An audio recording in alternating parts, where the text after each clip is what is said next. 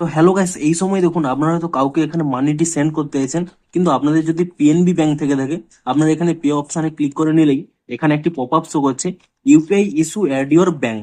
তো এই প্রবলেমটি কেন হচ্ছে? দেখুন, এই মুহূর্তে পিএনবি অ্যাপের কিন্তু সার্ভারটি ডাউন রয়েছে এবং এই জন্যই কিন্তু আপনাদের এই প্রবলেমটি হচ্ছে।